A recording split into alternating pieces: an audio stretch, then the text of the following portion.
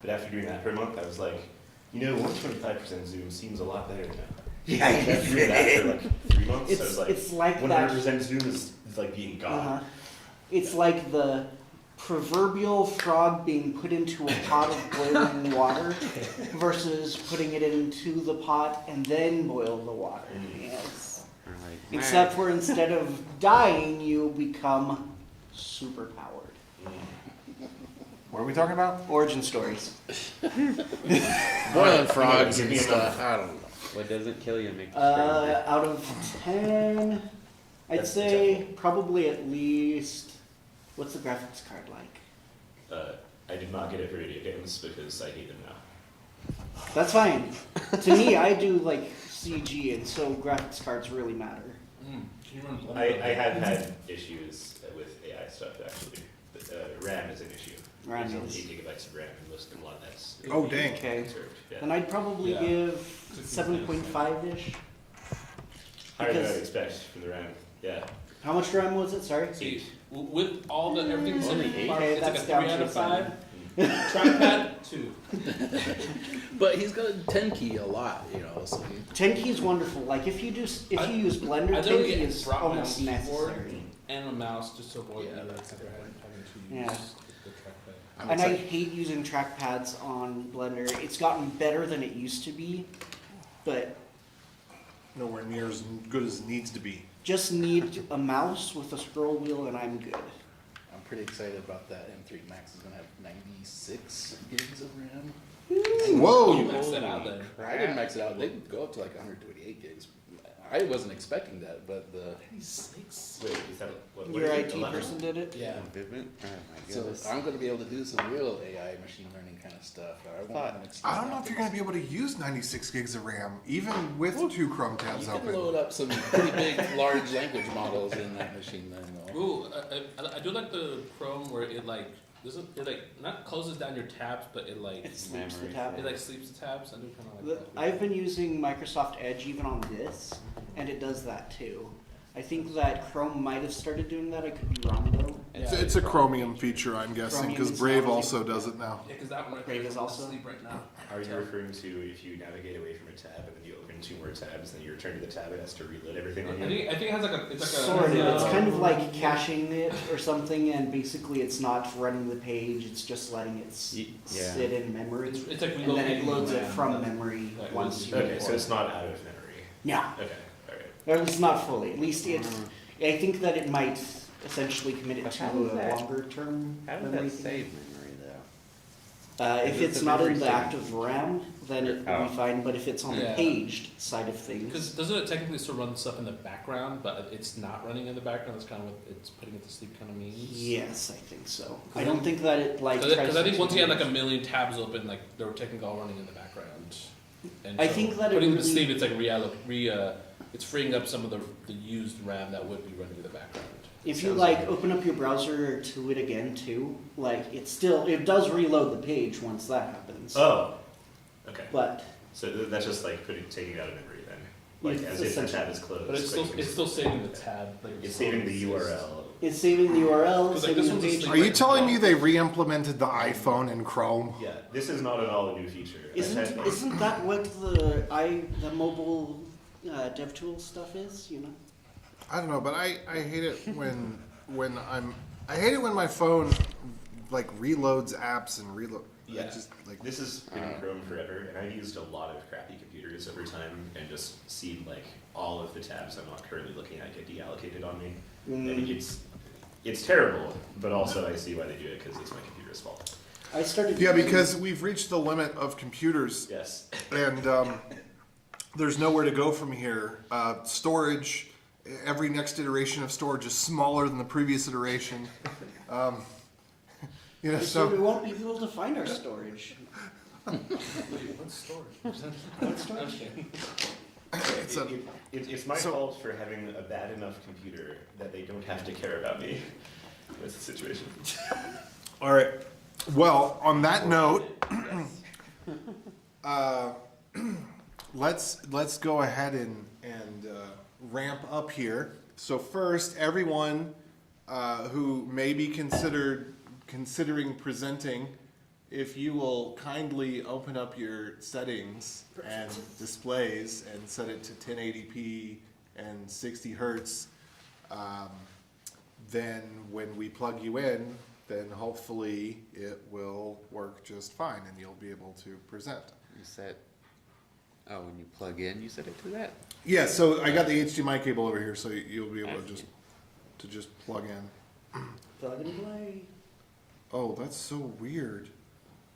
Wait, how do you get to that? Well, it's when you plug it in. Oh, it's when you plug in, you put it. So okay, you're I was gonna setting say, that one to. Like, how do you add that? So you suggest to extend the display with making sure that those are the Yeah, because when it's set to a standard resolution, it typically works well.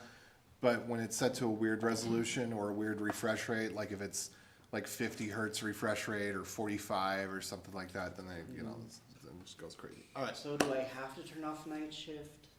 So if you want it to show up properly on the recording and on the TV, then yes. Otherwise, no. You don't have to worry about it. Night shift, where it turns your screen orange. Okay. And okay, this is confusing. My background is still moving after like a minute. That apparently the new Mac backgrounds are like hour-long videos or something. Oh yeah, I was playing around with that today. If you want to change your background with some of the nodes, you have to download like a whole video of it. And Yeah, takes, so like, it's like a full minute. Do you not appreciate the immersion that they worked so hard?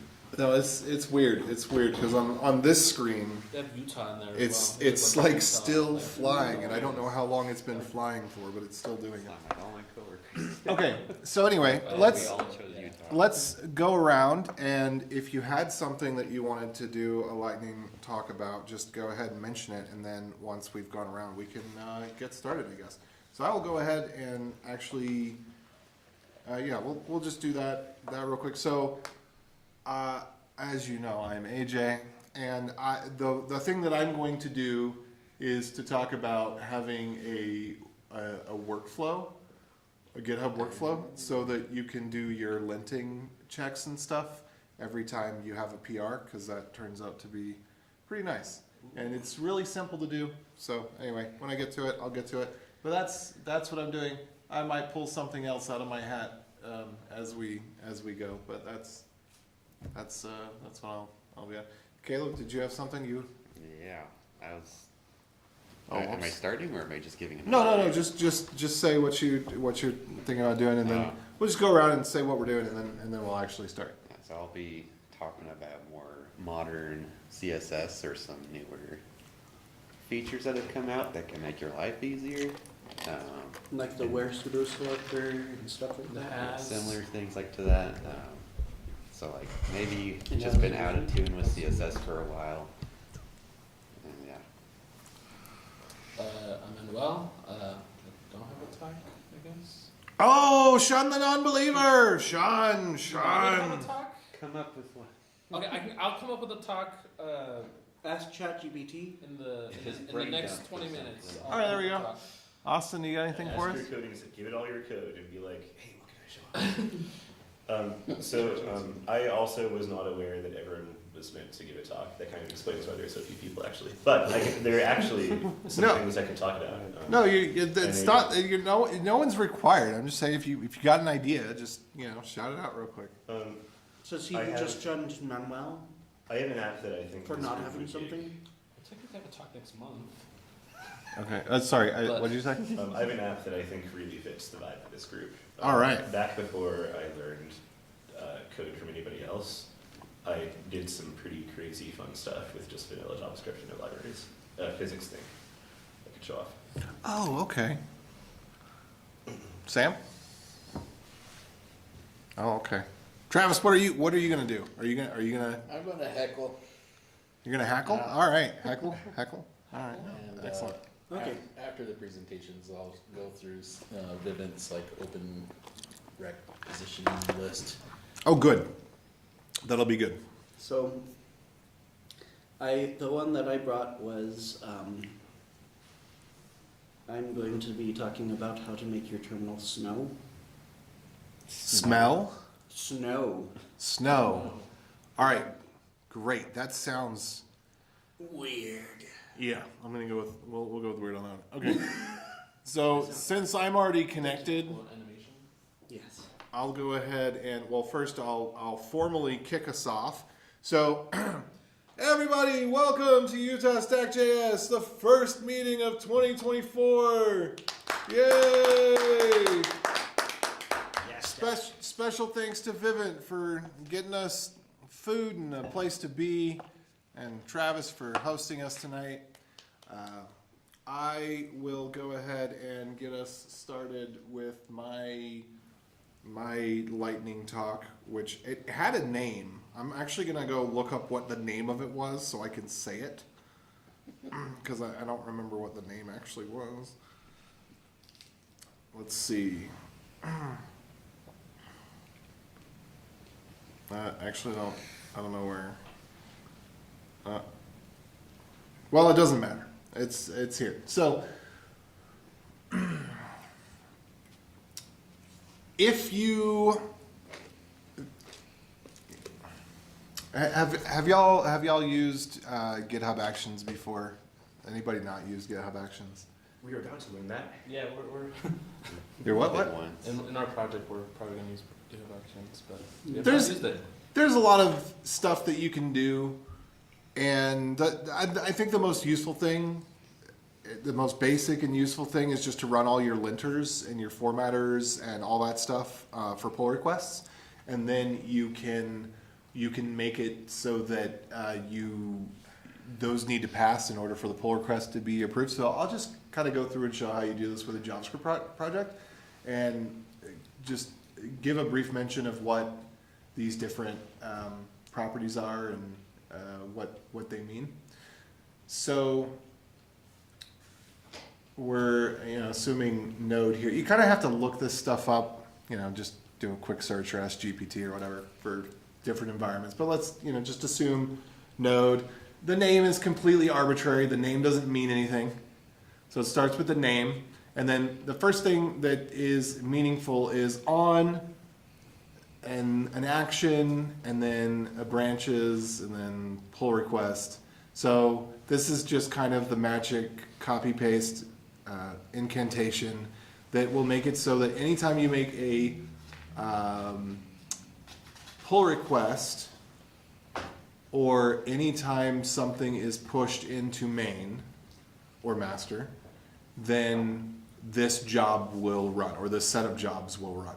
And then the set of jobs is, I guess we just have one. I get confused by YAML, so I'm just looking here to see if I've got the alignment right. So I think that it has to be called, well, I think this might be arbitrary. I'm not sure. If you call it banana, I think it will still work. I think what might be the case is that this will show up on the UI when it goes to explain this was during the build phase or something like that. Yeah. Is this treating it like when it's building, it's quote unquote running like npm run build? No. I guess like part of the It's script. No. the steps as well. Job stack. It Oh. sort It's a of job does that. stack. Okay. So I believe there's no order to the jobs, at least the way that it's being constructed here. There's only one of them. So I think that this key is just an arbitrary name. Again, I'll give you a link to this. You can just copy and paste it. No. This is not arbitrary because this is this lined up with steps or no? Okay, never mind. No, so it's a child of it. Okay, never. Oh, the runs on.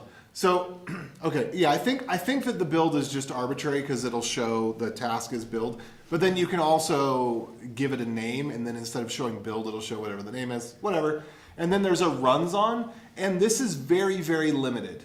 So there's not, you don't have a lot of selections here. There are people that do tasks where they'll run things in lots of different environments, for example, to do builds that then get published to GitHub releases or whatever.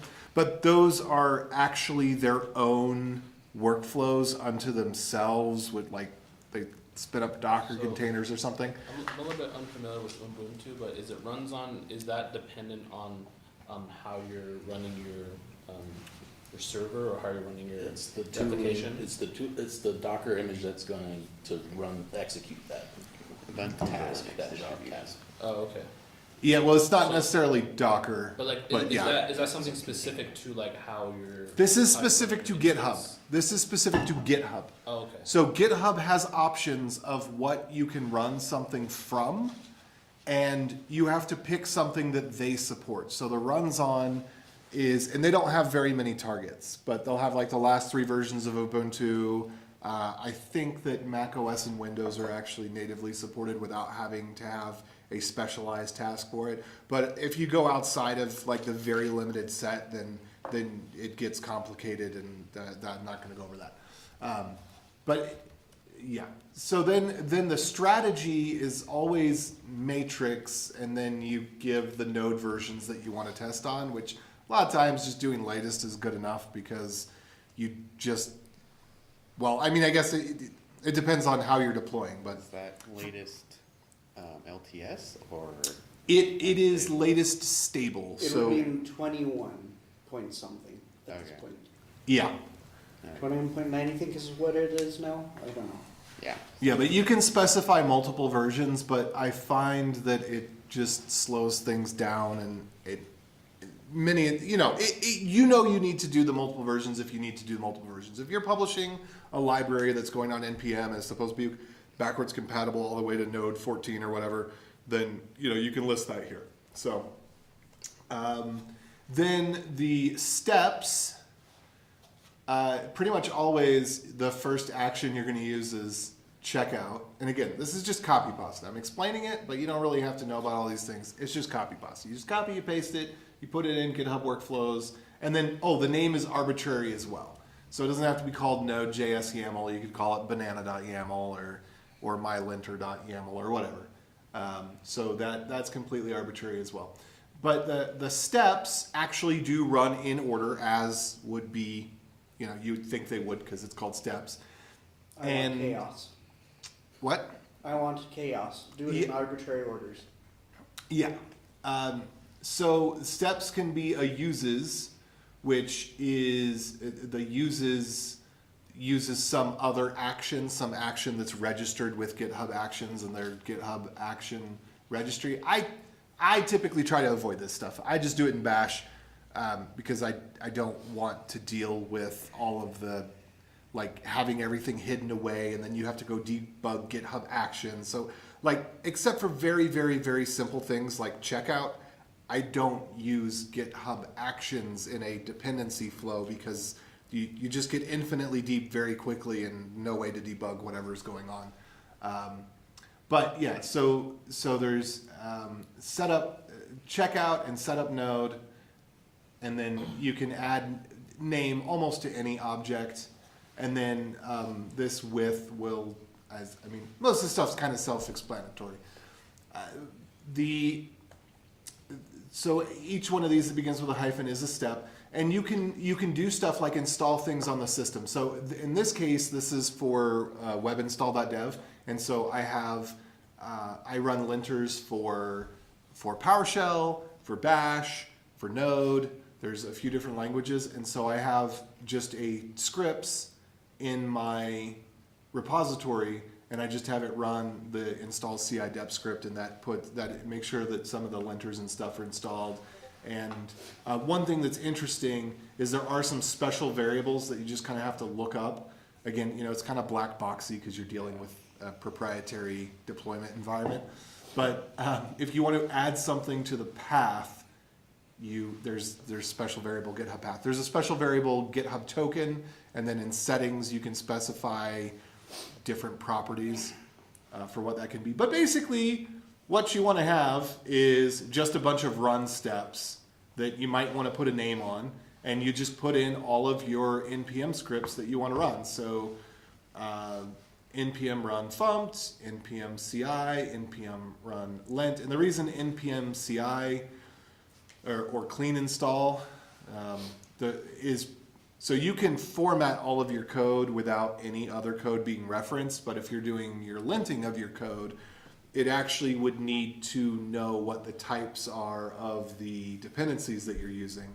And so that's why it goes in that order.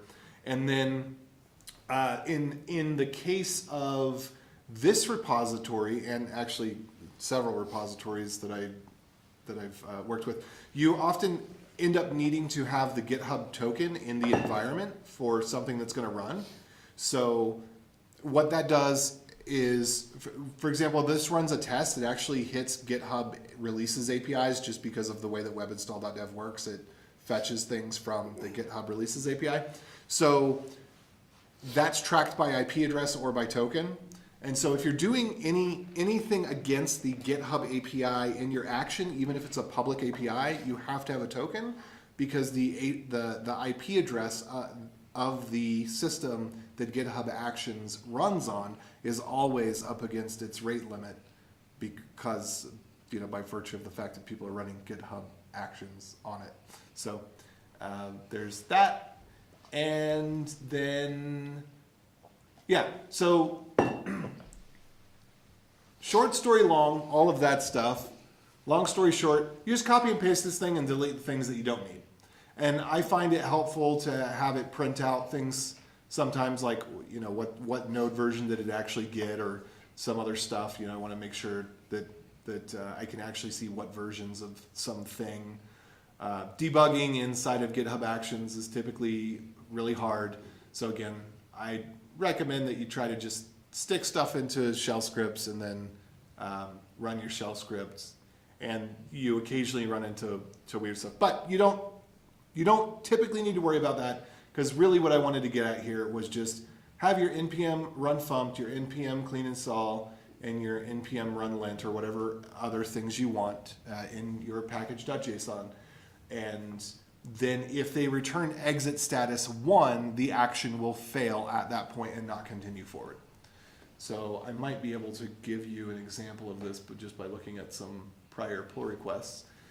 And with that, I also want to show you what the package.json looks like, and just kind of show my strategy for handling, oops, why am I printing? I didn't want to print.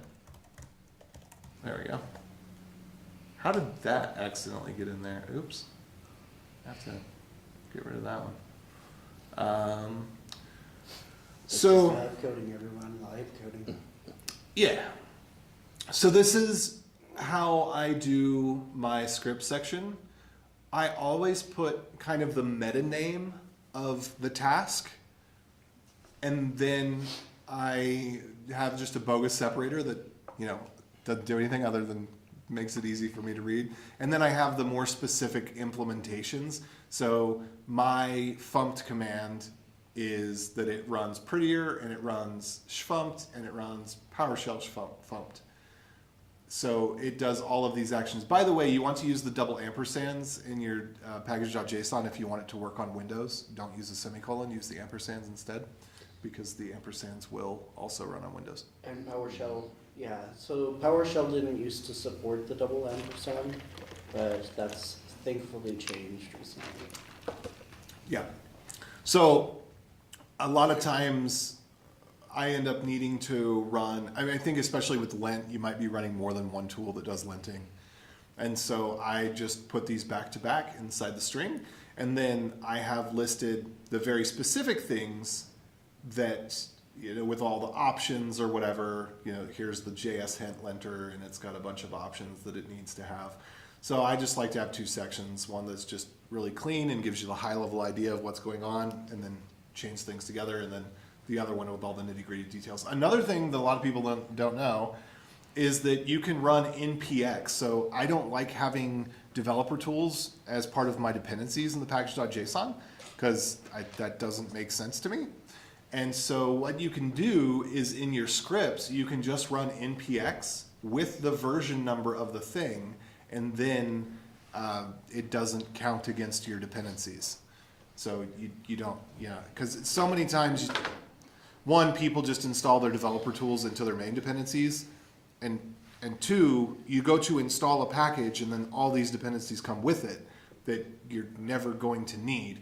And so when you do it this way, it prevents all that extra cruft from being installed, which also increases your security on your supply chain vulnerability side, because unless you actually run the script, it doesn't download and potentially run any stuff that's associated with it. So there's that. And then, let's see. I Web think there's, installers. hmm?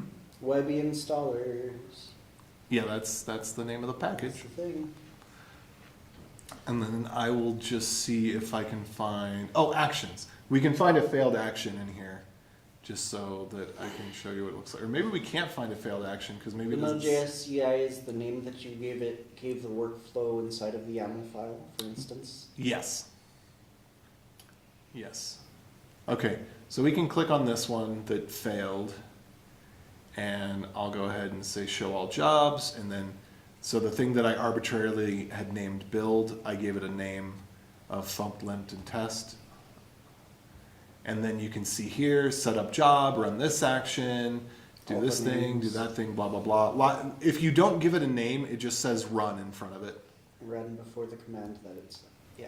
Yeah, but sometimes that turns out to not be helpful, which is why the name is really useful, because sometimes, depending on what your configuration options are for the object, it just kind of like elides away what it's doing with some Which- meaningless. I think that would potentially happen with installing the Schafunt or whatever you call it. That step where it's like multi-line and stuff like that, and it's just like I don't know what to do. So Yeah, precisely when it's multi-line. Yes, precisely when it's multi-line. So say you need to set up an environment variable or a token or something before you run the script. Again, hopefully you don't have actual multi-line scripts in your workflow file. But yeah, that's one of the cases where it like literally will just show the echo command that came first or something and not show what it's really doing. I wonder if there's, this is just random thought, but I wonder if there's some esoteric language that doesn't allow you to have multiple lines in your file. You have to put everything on one line. Yeah, and moving right along from that idea. You don't like my idea? All right. So anyway, I will just go ahead and copy and paste this into the Discord. I have a few different repositories that are One line, you don't know what you're doing. set up Exactly. this way. This one is actually probably the most complex because it has the most components, but I don't feel like it's too complex to be scary that you can't just go in and, feel pretty comfortable deleting something. But yeah, so that's that. GitHub, workflows, arbitrary name.yaml, copy pasta from this, delete the stuff you don't need, look at your package.json, set up your scripts with the things that you want it to do, use npx -p so that you can describe a package and a version, and then the double dash, and then whatever command you're going to run from that package and its options. And it will, if all of the steps return exit status 0, then it passes and it gets the blue check or the green check if you're not colorblind. And then if it exits with code 1, then it just stops wherever it was, and you can kind of take a look at the logs. So that I actually spent a little bit more time on that than I thought I would, but any questions? This is also helpful for like deploying sometimes.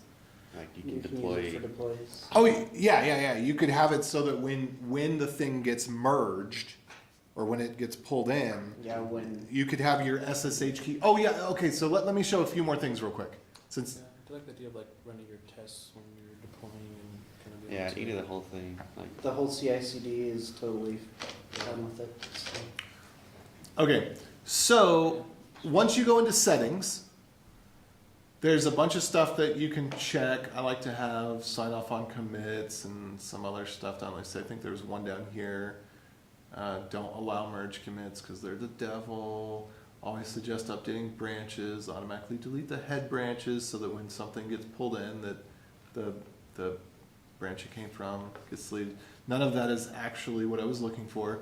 I think everything that I'm looking for is under the branch protection rules. So you create a branch protection rule for master or main or whatever, production, and then you can check the box, require status checks to pass before merging. Now it's really important that the PR that has the status checks has been brought in before you go add this. And if you change that, you have to go turn this off so that you can change it, because if it's not there, it won't be able to pass, obviously.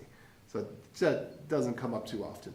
But yeah, you can say require branches to pass status checks, and then whatever the name is in the YAML file is what will show up in the list, in the type ahead list here.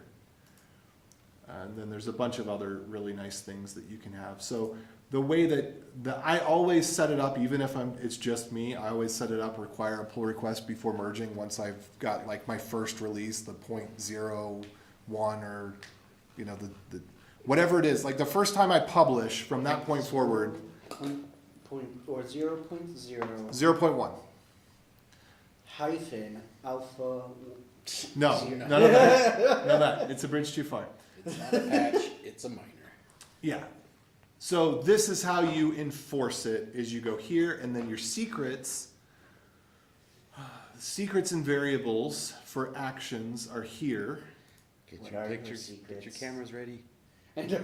Well, it won't show it to you.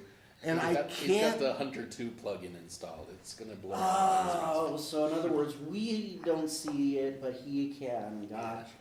Well, there's secrets and there's variables, and I can't remember the secrets are encrypted on GitHub side. The variables you can retrieve, the secrets you can't retrieve.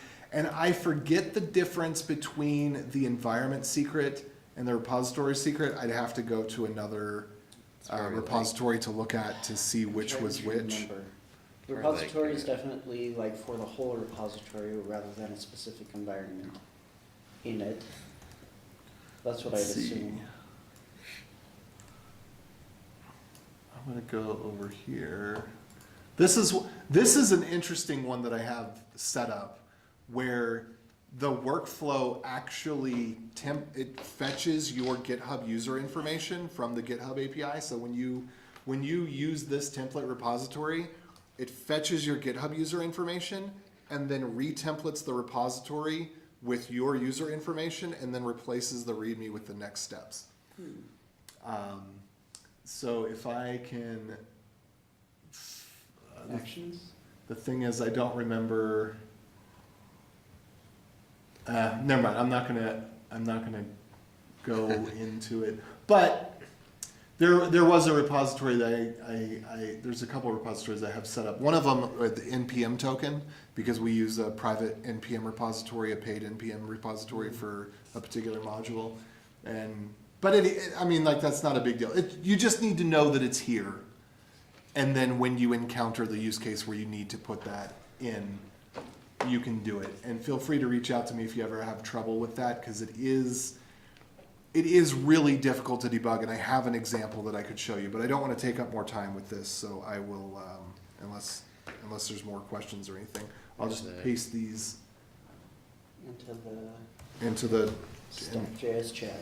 yeah. There's a huge ecosystem for GitHub Actions. Like every web host thing has some action. Like I use Cloudflare Pages for one where it would. I had one set up to where it would pull from Git LFS because for some reason I was committing zip files into this Git repository. Isn't it like And a that's big it. score database or something like that? Well, it was for a whole other thing, but I use an LFS. I had to pull it from LFS, and then it would run a Node script to extract stuff from that zip, and then would upload the stuff it extracted to Cloudflare Pages. And that was all set up through an action that would happen on commit, because I would just update that one zip file, and I did the whole thing. And it was super slick. Yeah. And later, I can show you, I've got a GitLab YAML, a GitLab CI YAML. I don't want to do it on the screen, but just to compare and contrast what GitLab's doing as far as workflow.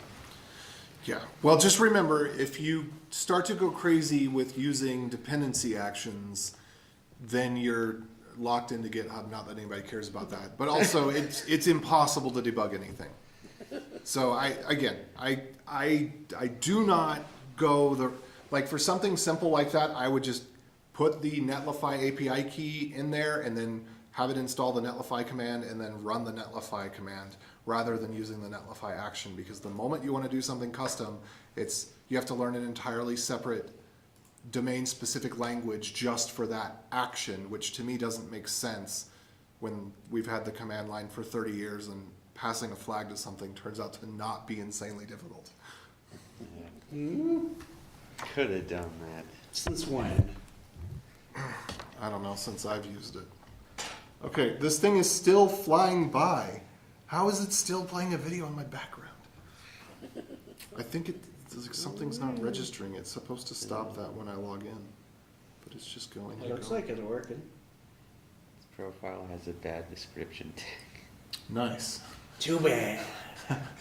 Did you use a filthy word in your color profile? Is Apple censoring you? No, that's what yours said when you had it plugged in. It's true. I think it saves it. Or, I don't know. Interesting. Oh wait, it's mirroring. I don't want it to mirror.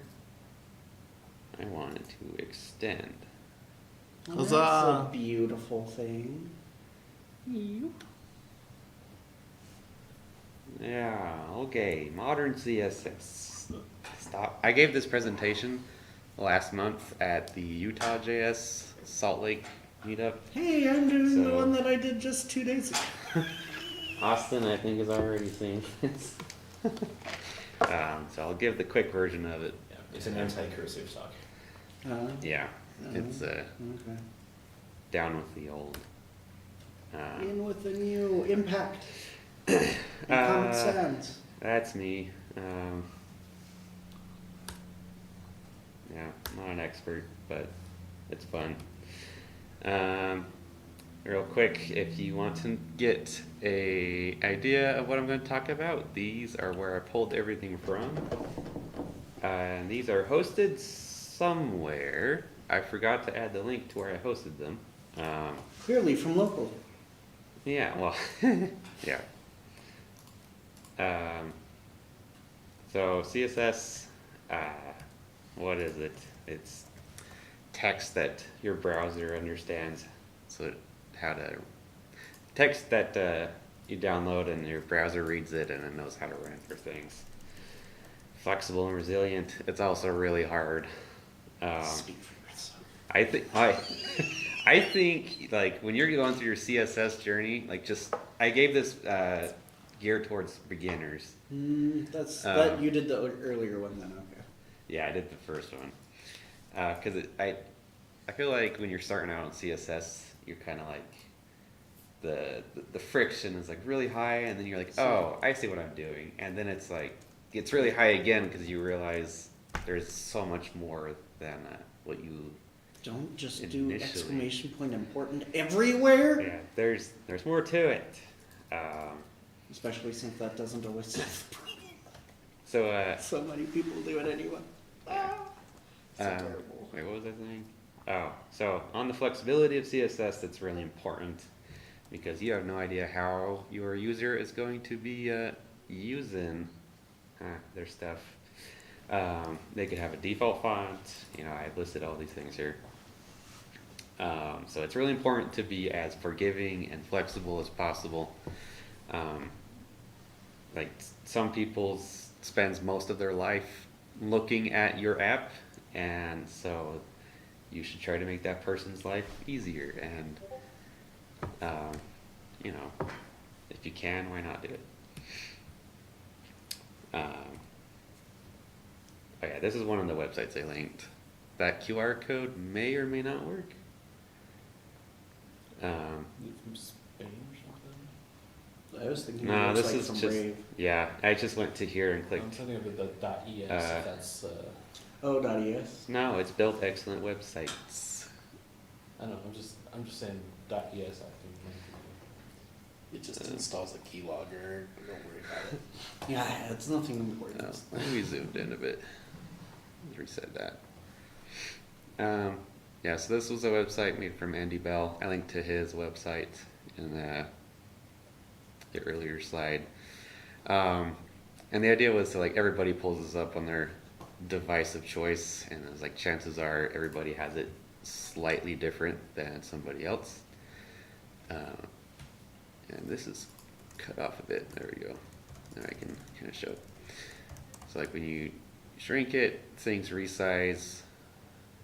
And if you notice, the text is resizing when you drag the browser. Like there are no breakpoints in this thing. Which when I first found that out, I was like, what? How? You doing it There's based this whole on spiel view on it. Huh? width? Doing it based off of view width or something, or? I'll show you. Container queries? No queries nor nothing. No. Uh, I'll show you. split grid. No. Out with it. So this is all because he's got a flexible scale that he's based everything off of. So like if you use Tailwind, Tailwind has its like default values, which I'll call design tokens because that's the term used in It's just like the 1 through whatever Yeah, kind like- of stuff. PX1 or PX2. So like 1, 2, 3, 4 are all tokens. Tailwind defines those tokens as like 0.25 RAM, 0.5 RAM, and then whatever. You can change what those are defined to be whatever you want. So you can use a flexible scale, and this is a helper or like a collection of helpers to help you make that scale. What's the URL? Utopia dot. Yeah, what? utopia.fyi. And you give it kind of your intended viewports. And then I don't really bother with these things. I think 18 pixels is a little big, but you can tweak that. And it'll generate this sorcery here. Yeah. And to be honest, I don't really know what this is doing. But it's using clamp, and you're taking into account the viewport width with however it calculated this number of RAM. I think clamp. Well, it's probably doing some like CSS math. Well, yeah, clamp will take. So you give it a lower and upper bound, and then like this is what it will attempt to. Yeah, like the ideal value. Mm-hmm. Yeah, so using clamp gives you some flexibility, and then taking into account the viewport width, which is a dynamic unit, will also give you This website. some flexibility. I used to use the website modularscale.com. This one seems a bit more. Oh, that's where it's like all listed in Which one, the musical Utopia? terms. No, modular scale is for type sizing. I guess that's more specific to typography of like creating the scale of like your visual hierarchy of your typefaces. H1s to your H2s. Yeah. That 1.2 ratio Yeah. or whatever. Which Yeah. this one does And they- that and more, You can. which I appreciate. They've got one for like spacing between things. I used that one a bit. The grid one I honestly have not used because Honestly, I don't know that you really need it too much. yeah, I've never for like a whole like page layout grid. I've never really had to use. The biggest problem that I have with it right now is that subgrid has not been cross-compatible yet. No, it has. It's- As of I was going to months say, ago. like, I heard news that was changing finally, Yep. but like subgrid makes sense in this case because then you can have things that snap to the specific grid, well, only specifying one overall grid, and then just say, oh, subgrid to this. Yeah. Well, and you can use it with, It's wonderful. I've heard talkings about subgrid. I haven't looked into what it actually is. That sounds it's really Mozilla- confusing at The first. Firefox was the only one that supported it for years, yeah. even though it was standardized a while back. Nobody wanted to implement it. I think evergreen browsers are being pretty successful at keeping like the up to date. See, I No, think that Firefox the was evergreen behind browsers on have Evergreen. been good at the JavaScript side, but not always the CSS. But yeah. browsers like are releasing like nightly or whatever. Or maybe it was most ads. all users are getting. A lot of them actually have been available for like with flags or something, but Yeah, you have to like enable them in like your little like settings tab or whatever. the about flags, if you're using a Chromium one. Yeah, but that's not like it's not really something you want to like hope your users are doing. Oh, okay. In order to use this website correctly, go to this sketchy link and go over, find this sketchy Press Yeah. F12. and then send us all of your credit card information. No, I mean, just kidding. So this No, was I would appreciate it if you would send me all of your credit card information. This was another example I had. So this was a coffee blog website I did. Yeah, because I'm a nerd. But I followed. So I'm using that flexible design scale or a flexible type scale. So when things shrink, things will move. So that thing collapsing on the right, that's not. There's no media query there. Is that a grid?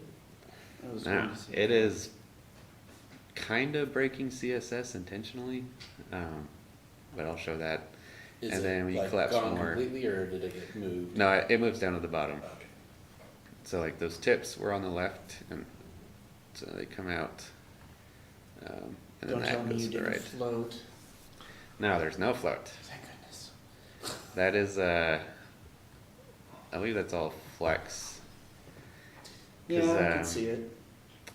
Flex This one, so this one is direction from row to column, essentially. Well, if It's there's no kinda- breakpoint, there's so what it's doing is that it's taking Well, that scale into if the account, font is and there you're. or something, I guess there or- is kind of a breakpoint because you're telling it at a certain point, like you're giving it a clamp. I You're was saying going at a to say the certain clamp point, sort of breakpoints. it'll flip to like 100%, and then so like this stuff here will grow and force the other thing down. But yeah. And that's coming from. I learned that from. CSS tricks. Or... Crap, it's not in my memory. Must have gone to sleep.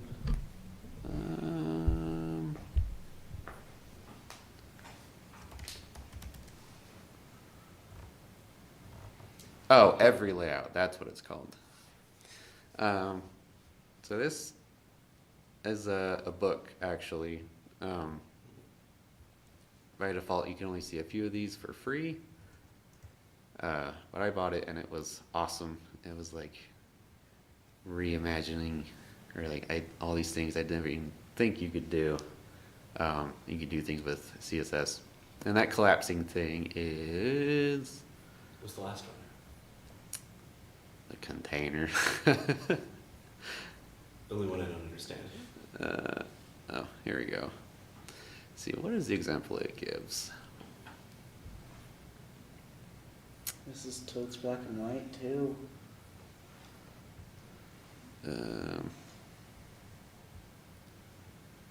With a dashed border, maybe. Come on, this thing is. Okay, yeah, this is the thing you can get from it. So you've given that to your parent, and then you have two elements beneath it, or whatever you want to be your sidebar and main content. And this is kind of where you've defined your breakpoint. So Gap works with Flexbox too. Yeah. I know that it used to be Good Gap, but Yeah, I there used to realized be that Grid Gap and Flex Gap, but now it's just Gap, and it applies to Grid and flex. I've been still using margins. I need to go and change all of my code. Or like have you seen this before? Inline size? And there's like margin inline and margin block. I've seen that one because actually that's how browsers do the, what's it called?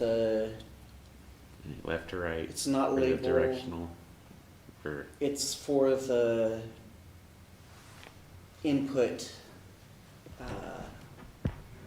thing. 4? No, it's like larger than an input, smaller than it's like a grouping of the inputs. What's it called? It's Form set? legend. Legend.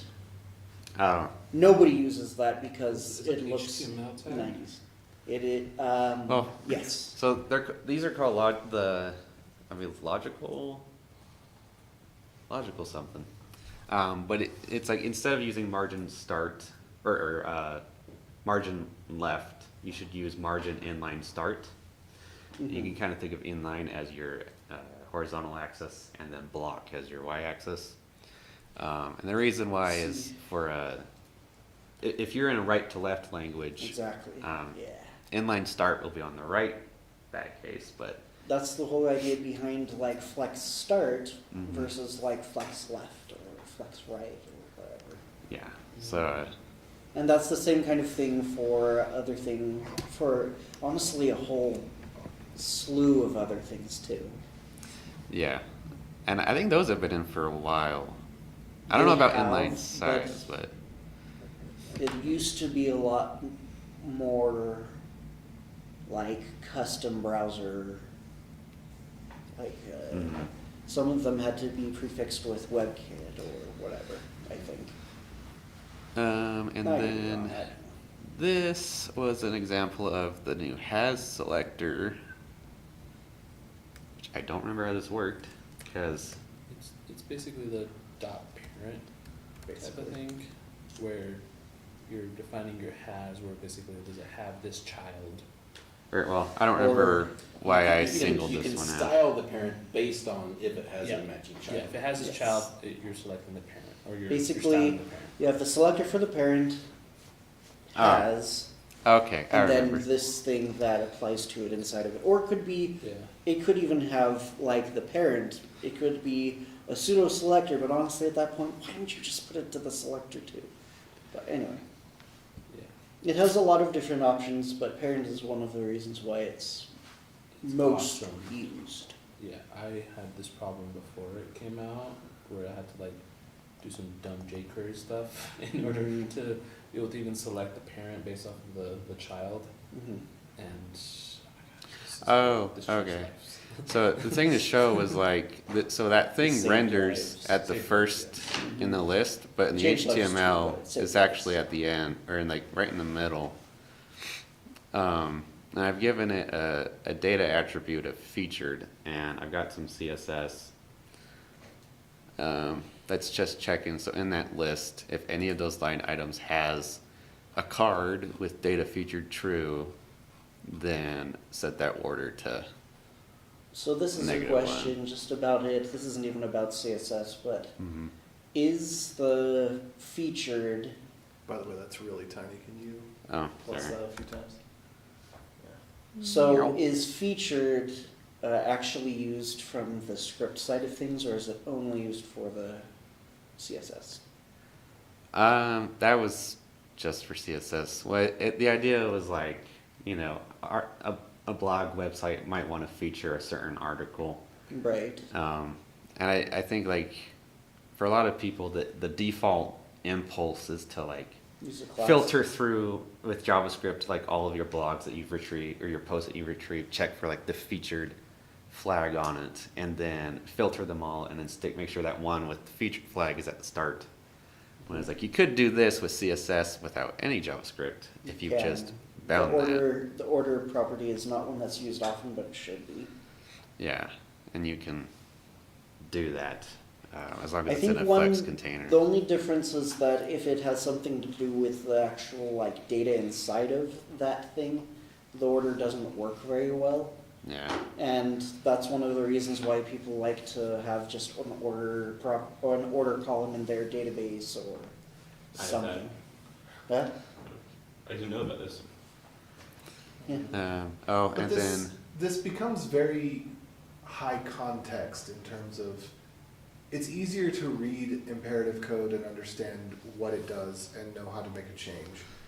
And Then- this feels yeah.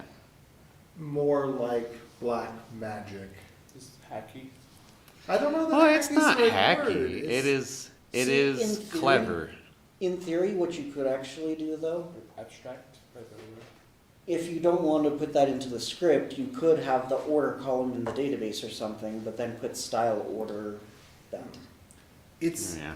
it's domain specific language for something outside of the domain. So really, all of CSS should be user defined as originally intended. Well, I don't know. On to my next example. I have nothing for you. Color mix. This is a really cool thing.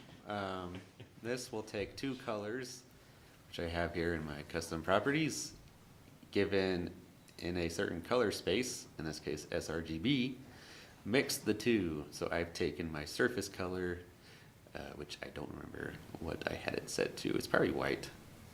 I believe that's what those other ones are. Is color mix a CSS thing? Mm-hmm. Like a You no thing? longer need SAS for this. Wait, is that a new thing? Yeah, it was as of this year, I think. I don't know if it's in Firefox, but that's assuming that's awesome. it's probably in Firefox. Chrome's usually slower on the CSS things. You noticed 'Cause that? I did. Some Well, kind of I guess is this similar to like, well, because I know SAS had the darken and lighten. Yeah, it is that. It does the same thing as that, but you can do it at runtime. Wow. Um, It shows a lot of green on Can I Use. It's just not IE or Opera. It's not in IE yet? Yeah, and like When you are they can. gonna update IE8 to include it? But yeah, other than that, it's like it's good. It's Colors in CSS, there's I think a JS Party episode on it, which is a podcast I highly recommend. They had a guy talking about like the way colors have been handled in the browser, and like now you can start doing things in HDR in the browser, and like if you have a compatible screen, you can take advantage of that wider. Can you like detect HDR on a device, or how do you even do that? You specify the color space. That's all I remember. Okay. I don't I'm know. assuming you can probably do Media a comment query? for the color mix or something. Yeah, so Not- it's probably in a, I was meaning after color mix, do a comma, and then do another color mix with a different. So it fails, it can continue on. Yeah. I Or don't know. perhaps it's just a space. I don't know. But yeah, this meets my desire, so that's all I care to do is with my sRGB space. Everything's converging on PHP. Because this kind of looks like CSS is getting to the level that it's starting to look like. So you're a saying template language. that everything converges into PHP being run by the browser?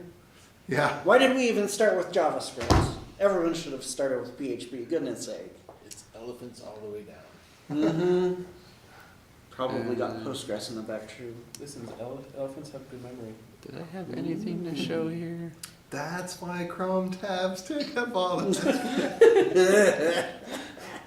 Yeah, this is what, so that they updated their example in every layout. This is what it used to say to do for that sidebar switching thing where this Whoa. goes down to the bottom. And it was like, what is going on here? Yeah, the other one Wow. makes much more sense. Flex basis? What?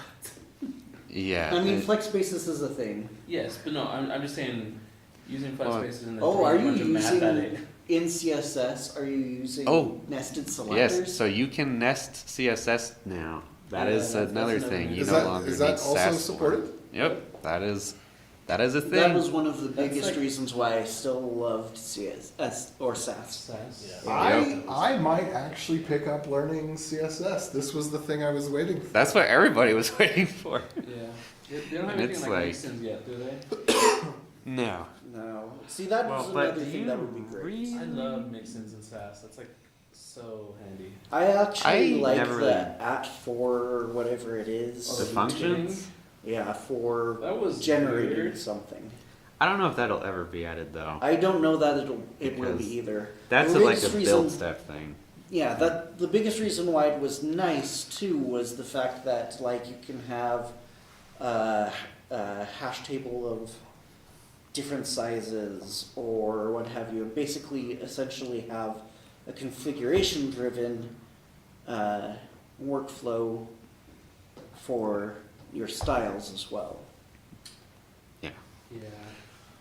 It's like CSS is getting so good so quickly that The only reason why I don't awesome. love Tailwind is because it starts in JavaScript anyway, yeah, with configuration in that's a whole JavaScript. build step. And And I don't love that. another thing I'll deal are with it, but I don't love it. so I'm using some other units you might not be familiar with, like the character unit. That one's been in for a while, but that's No. supposed to represent like just like a character in text.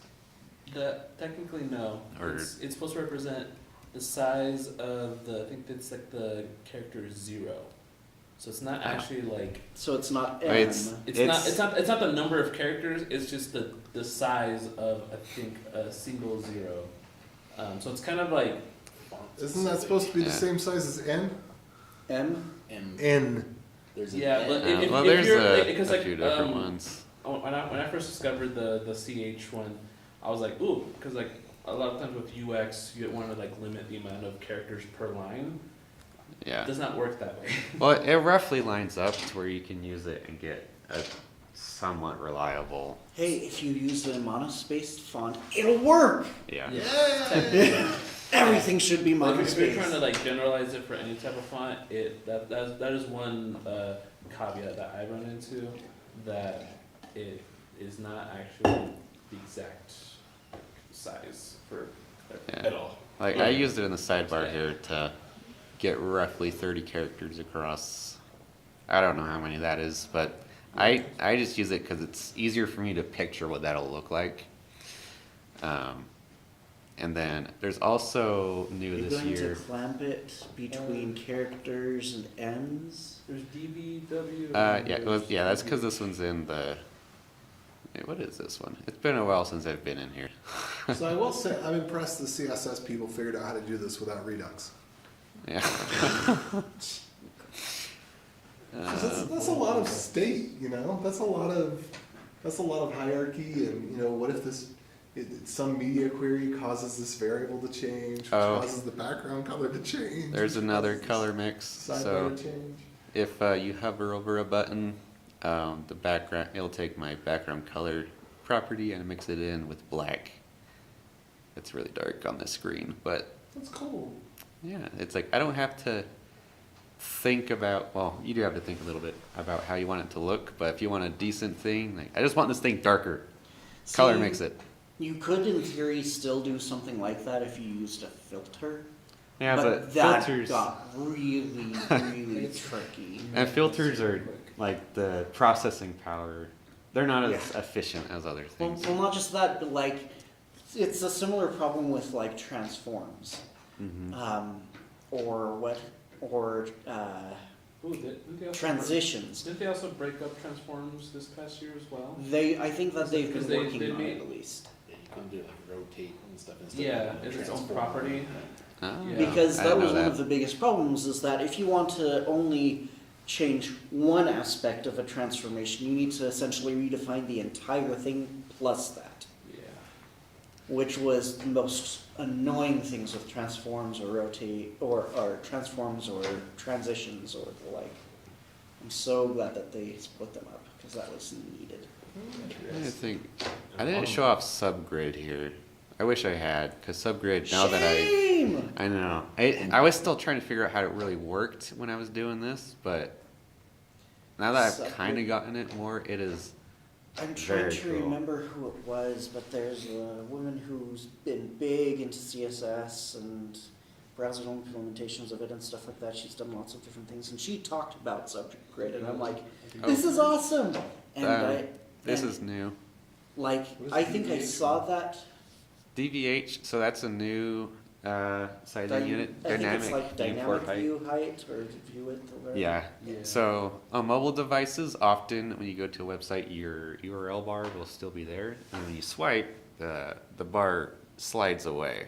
So this will take that into account. So, because Which- a lot of times you'll yeah. have something like jump up, or like your landing Or page there's won't an be annoying- centered. Or like Or, your landing page has a scroll, but then the thing disappears and you can't scroll, so you can't get it back. Yeah, It's just not good. it takes into account any like browser specific elements that can move around to like that. Yeah, it So is that so that's saying the minimum, the minimum that you get is 100, but you might get more. mhm. That's, whew. Well, The value of the dynamic viewport height can then be used in other it's calculations. not on like, MDN yet. Make this container be that 100% or 50% of the height. Firefox doesn't support it. What? Safari supports it, but Firefox doesn't. Oh my gosh. What's happening to this world? I don't Okay. know. So I don't think Firefox has like the URL that disappears on you. Maybe it does, or you just disabled it. And I think the keyboard also gets. Nobody uses things Firefox tricky on too. mobile. That, yeah. And Actually, I I'm think- not sure that yeah. DVH works with the keyboard yet because I was futzing with that.